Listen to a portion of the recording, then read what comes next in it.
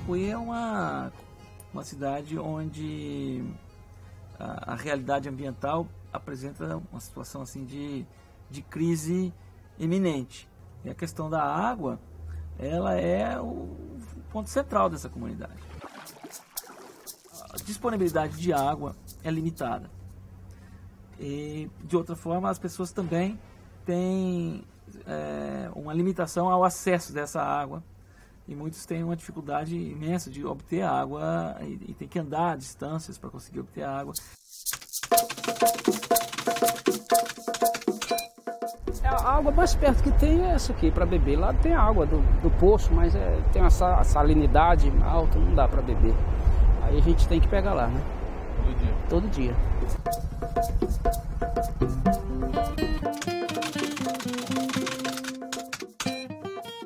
A nossa água aqui não é de qualidade. Além de não ser de qualidade, agora está faltando. Porque uma hora dessa, você pode numa torneira dessa, corre um pingo d'água.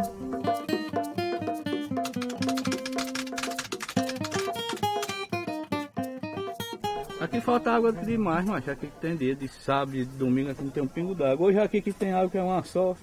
E aqui tem uma falta d'água medonha agora, principalmente pelo verão. Todo dia que falta água, todo dia. A gente tem um conjunto de fauna, de flora muito concentrado aqui nessa região. Então, a gente pensou em ter um cuidado com a água para a população e também para os animais, né? Para a questão do peixe-boi, que existe aqui na região, que é muito forte. Então, a ideia das cisternas é a gente poder, de uma certa forma, poupar mais água do subsolo e gastar a água da chuva e garantir que essa água do subsolo vá para as nascentes para servir para os peixes-boi também. Então, tem um pouco disso, de equilíbrio com a natureza, né? A cisterna. E a questão da fossa é a questão que a gente tem um lençol freático muito acima do solo, né? Então, assim, as fossas aqui a gente chama de fossa negra, aberta embaixo e aqui tem um índice alto de poluição.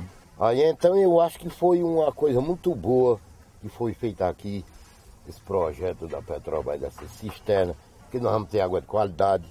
E já está servindo. Antes do inverno chegar, ela já está servindo.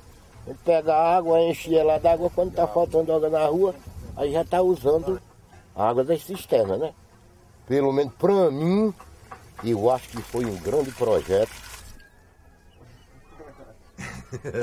Nós entramos na execução desse projeto a partir do convite da Fundação Brasil Cidadão, que buscou apoio da Petrobras para iniciar a resolução desse problema específico relativo à água no município de Capuí e das comunidades de pescadores locais.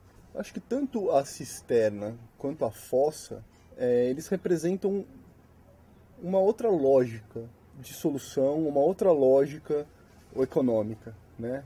Quando a gente está falando de trazer a solução de um problema para o quintal da casa de uma pessoa daqui da comunidade da Barrinha ou de Capuí, a gente deixa de pensar em grandes soluções, em grandes projetos de muitos anos e milhões, para trazer soluções de saneamento, soluções de segurança hídrica baratas e apropriadas. É um tipo de tecnologia que as pessoas podem dominar, podem entender e podem replicar.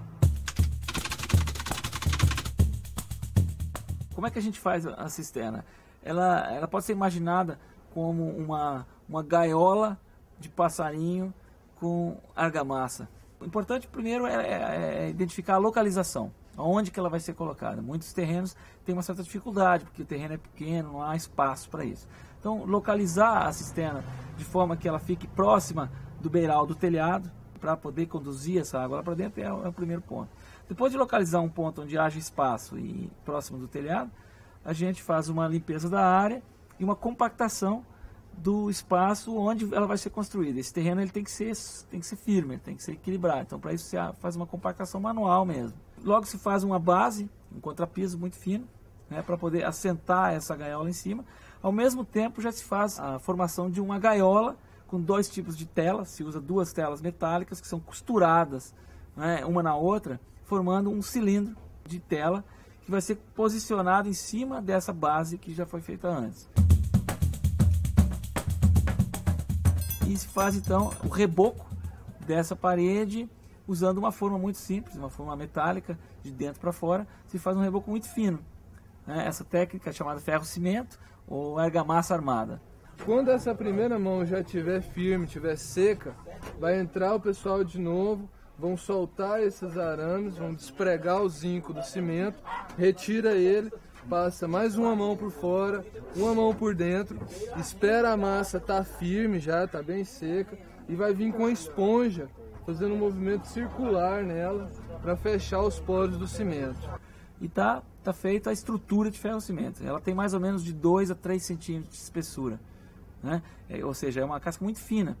Muitas vezes é comparado isso com concreto armado e existe uma confusão aí, porque isso não é concreto armado, né? Se fosse de concreto seria muito mais caro e teria que ter uma outra estrutura completamente diferente. Na verdade, é uma estrutura super reforçada. Nós excedemos no reforço metálico para que ela fique mais resistente aos movimentos e podemos economizar então na quantidade de massa que se utiliza. Muito importante na construção dessa cisterna é que ela seja curada, úmida. O que é isso? Isso significa o seguinte: logo depois da construção, nós temos que encher a caixa. Então tem que haver água disponível para encher essa cisterna, não é? E ela vai curar cheia. À medida que ela cura cheia, o cal livre do cimento vai formando umas manchas brancas do lado de fora, assim, que é a migração que acontece do cal para o lado de fora da cisterna, vedando então o possível poro que ela possa ter deixado aberto. É uma técnica de aplicação simples. Qualquer pessoa com um pouco de experiência, com uma colher de pedreiro, aprende a fazer isso, né? Tem que ter um certo cuidado também para a textura da massa, para não ser uma textura nem muito firme, nem muito mole. Se ela for muito firme, ela vai dar muita porosidade, e se ela for muito mole, ela não vai fixar na tela. A proporção da massa, a gente usa a proporção 2:1, né? Cada 2 de areia, 1 de cimento. Se for para uma pessoa fazer sozinha em casa, ela vai gastar umas 2 horas, 3 horas para cortar as 2 telas e costurá-las, mais 1 hora para prender o zinco e amarrar o fundo, né? Isso tudo com 2 ou 3 pessoas. E aí o próximo dia ela vai encher a primeira mão e dar que se espere secar, para no terceiro dia concluir a caixa d'água. O sistema de captação é uma coisa bem simples. Todo telhado deveria ter uma calha, né? Deveria ter um ponto onde se coleta a água sem deixar correr na superfície. É uma calha comum que coleta a água do telhado e transfere para um separador. É um decantador. Na verdade, o decantador é uma coisa que nós simplificamos muito para poder diminuir custo também. Nada mais é do que um tubo. Pode-se usar um tubo de PVC, onde os primeiros 15 minutos de chuva, quando começa uma chuva, são descartados, né? Esses primeiros 15 minutos, eles fazem a separação da poeira, das folhas, da sujeira que estava no telhado. Então é uma lavagem do telhado que é descartada. Isso é muito simples, na verdade é um decantador onde há uma bolinha de plástico que funciona como uma válvula. A parte do filtro aqui é assim, a primeira água da chuva que vem, ela vem suja, né? Com certeza. Aí ela vem, aí a primeira água desce pra cá, sujeira. Aí passa só a limpa pra cá, pra cá. É claro que isso não é uma solução que pode ser aplicada em todos os lugares. Mas mais de 90% do território brasileiro poderia estar captando água da chuva para consumo humano, né? E os outros 10% deveriam estar captando água da chuva para consumo no jardim ou para consumo que não seja água para beber nem para cozinhar. As pessoas percebem uma qualidade melhor na água que bebe, o sabor da água da chuva normalmente é melhor do que uma água clorada, né? E também as pessoas percebem que em tempos de falta, por alguma razão, quando o sistema centralizado falha, elas têm uma segurança que pode durar vários dias, né? O tamanho das cisternas que nós estamos colocando aqui dá vários meses até de segurança para as pessoas se não houver água. A população ganha não só em termos de qualidade de água, né, da segurança alimentar, que você não está dependendo mais do sistema público de abastecimento, você já tem sua água potável.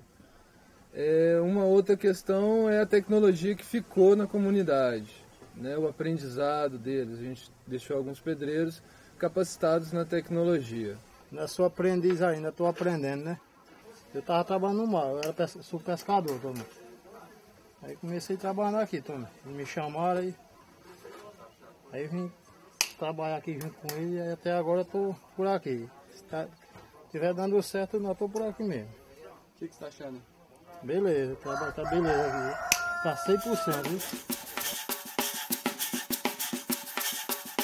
Não, eu desenhei ela derramando, certo? Ao mesmo tempo ela tá no meia. Aproveitei ela meia e desenhei como se fosse um aquário. Para saber que aqui dentro tem água. E que a água é vida e que isso tem um significado que dá vida pra gente. Eu formei esse desenho aí, essa arte. Tá de parabéns, né?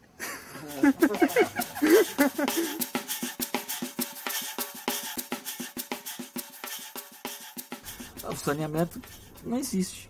Praticamente não existe uma solução apropriada sendo aplicada nas casas. Não há serviço público, portanto as pessoas instalaram aquilo que foi possível dentro das condições que elas estão, e na maioria dos casos é apenas um sumidouro onde o esgoto sanitário da casa toda é jogado no lençol, não é? Jogado no subsolo de uma forma bem rasa, algumas muito próximas da superfície, e no entanto a água de muitas famílias vem desse mesmo subsolo, o que existe aí um risco sério de contaminação. Então nós estamos provendo para eles uma solução tecnológica simples, acessível, para que eles possam fazer por eles mesmos. Então os futuros construtores aqui, as famílias que futuramente vão vir aqui, que possam não estar se beneficiando do projeto agora, também estão se beneficiando de certa forma com a informação que o projeto provê, né? Então de certa forma nós estamos mudando a cultura de saneamento aqui. É uma cultura básica, onde as pessoas faziam um sumidouro comum. Agora os filhos já estão vendo os pais fazerem essa chamada fossa de evaporação, né?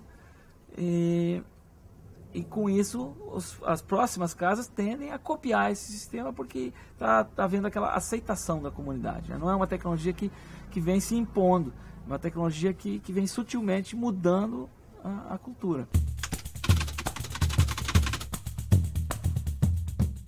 Essa chamada fossa, ela é um canteiro produtivo. O objetivo dela é unir em um pequeno espaço de poucos metros quadrados todas as características naturais de purificação de água. Ou seja, nós aprendemos com a natureza. O que a natureza ensina para a gente em termos de limpeza de água? Ela ensina que, número 1, o solo fértil, a camada superficial de solo, de terra vegetal, é o melhor filtro que existe na natureza. Um solo fértil tem uma superfície interna que funciona melhor, mais eficiente do que o carvão ativado. Então, o que nós fizemos foi tentar criar um ecossistema dentro de um canteiro selado, fechado, que não permita o esgoto sanitário entrar em contato com o resto do solo no espaço disponível, né? Então, isso aqui a gente está iniciando uma nova fossa. Estamos na fase de cavação ainda, estamos cavando ela. Aí vai vir um contrapiso, que é uma grossura de uns 10 centímetros de massa. Aí então vamos fazer o caixote de tijolo. Primeiro você tem uma câmara de ar construído na subsuperfície, né, mais ou menos 40 centímetros abaixo da superfície desse canteiro. Nós construímos uma câmara que permanentemente tem ar. Certo? É feita com material muito simples, tijolo furado, disponível em todo o Brasil. É feito de forma a impedir que possa haver entupimento. Isso aqui vem a tubulação que vem do vaso, cai aqui dentro da pirâmide. Aí as fezes ficam aqui no meio. Aí tem os entulhos, das beiradas que suga a água. E por cima do entulho tem a busca de coco. Aí vem a busca de coco, você coloca uma camada de 30 centímetros de busca. Aí vem com a areia.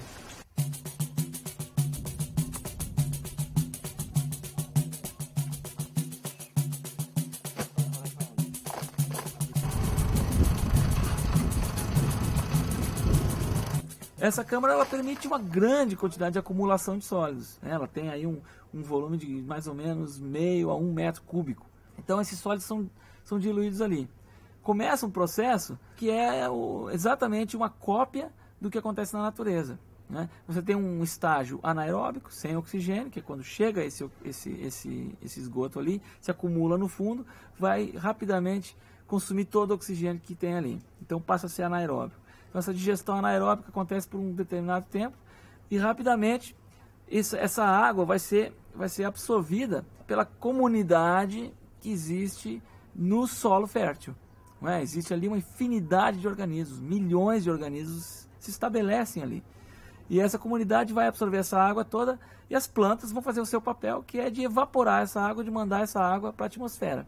Resta, então, se a água é evaporada, resta os 0,1% de matéria sólida que foi depositada ali. Essa matéria vai ser digerida por essa comunidade, vai ser transformada e vai ser digerida e passada a minerais inertes que finalmente vão ser de novo removidos pelas plantas.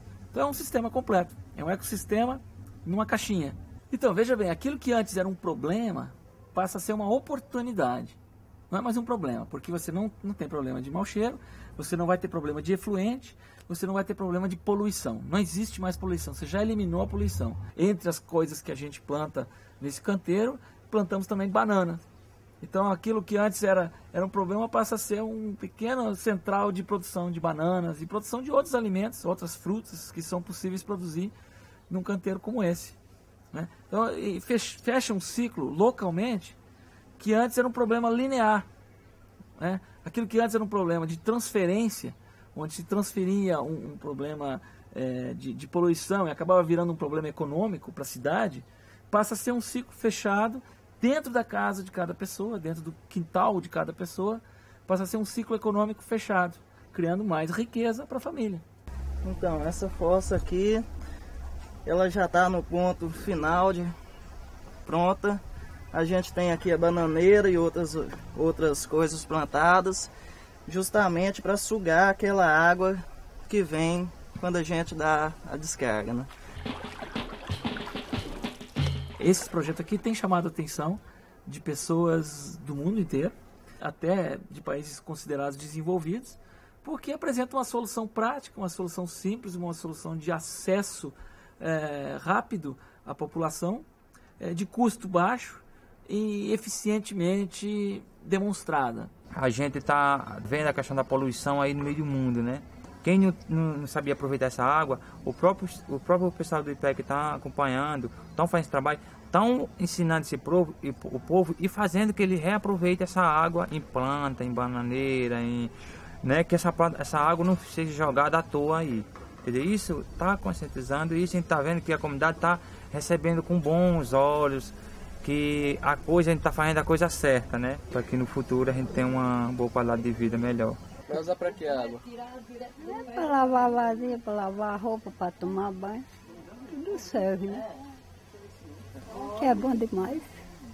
Nós estamos trabalhando por interesse para ver uma bondade da comunidade, que a gente está vendo nosso município como está. Aí então a gente podendo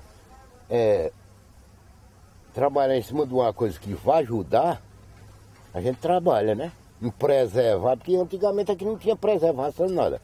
Quando pegava tudo para acabar, hoje não. Eu, quando era novo também, era do mesmo jeito. Pescava no mar, minha diligência era acabar, não era preservar. Hoje é diferente.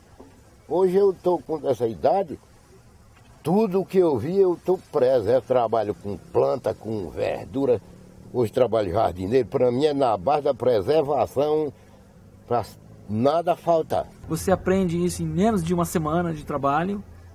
E pode multiplicar para quantas pessoas você quiser.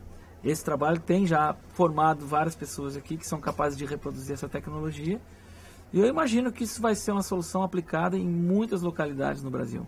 E a gente se sente alegre porque foi uma das coisas boas, né, que a gente trouxe, e a gente vê isso na pele, no rosto, né, no sorriso de cada morador.